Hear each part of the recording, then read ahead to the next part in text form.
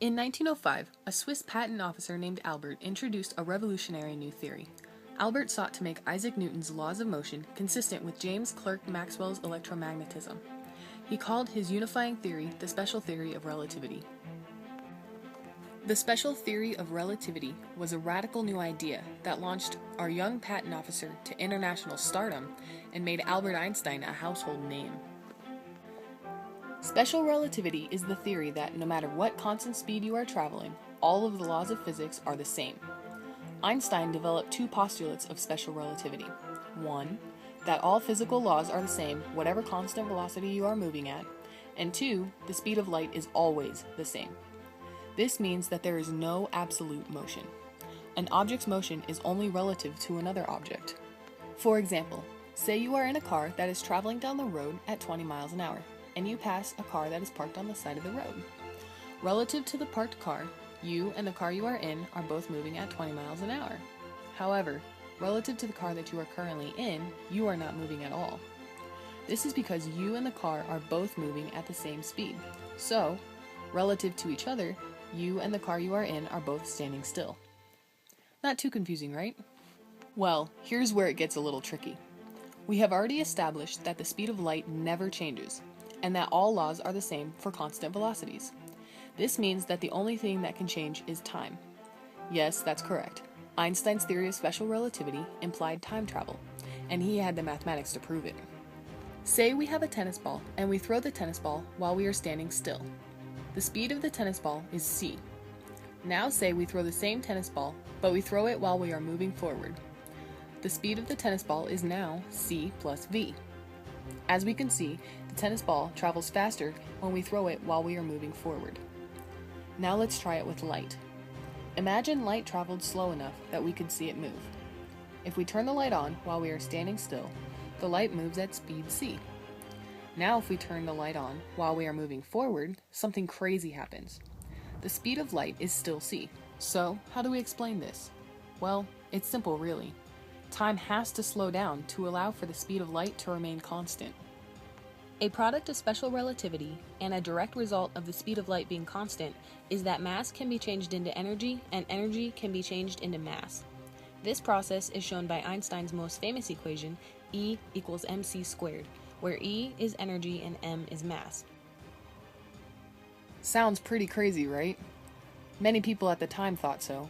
Professor Herbert Dingle was especially critical of Einstein's theories, and the two were professional rivals.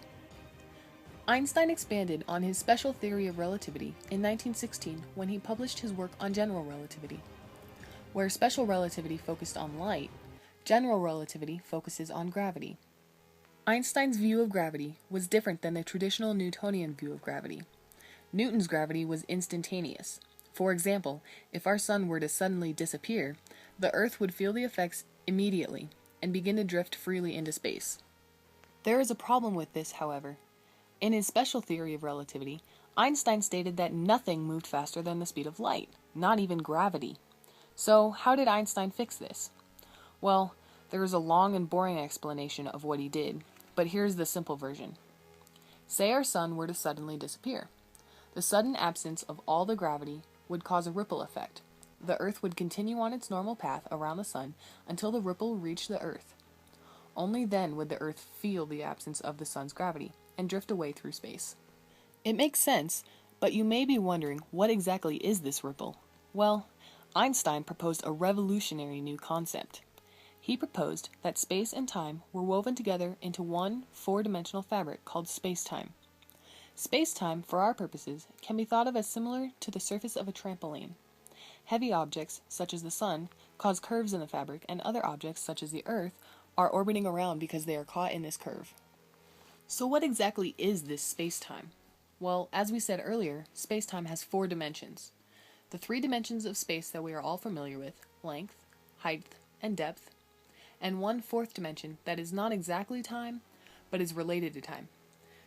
This fourth dimension is actually time multiplied by the square root of -1, represented by the letters t and I. Now that we are thinking of space-time as a flexible fabric and not as absolute, we can begin to understand time dilation. Time dilation is basically describing the relationship between space and time. As time expands, space contracts. Let's look at a common example, the twin paradox. Say there are two twin brothers. On their 30th birthday, one brother goes on a space journey at 99% the speed of light for 1 year.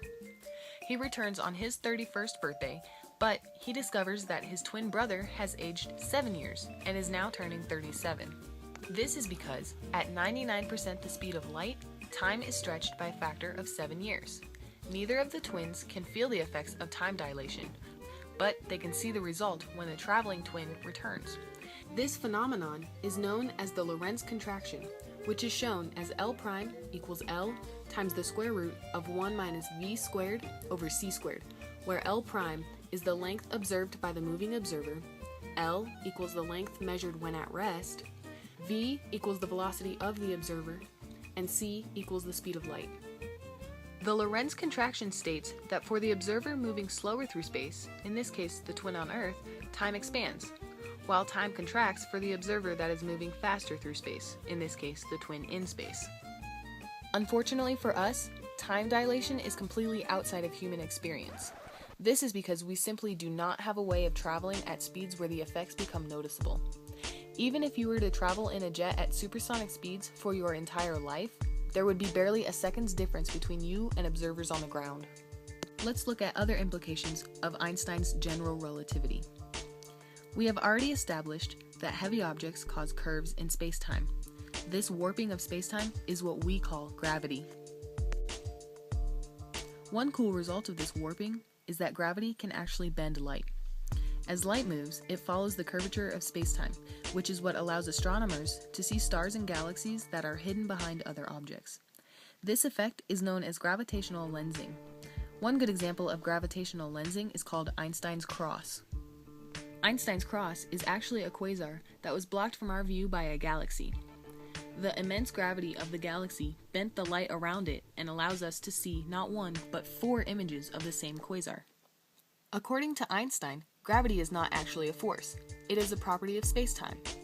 He arrived at this conclusion by looking at gravity and acceleration.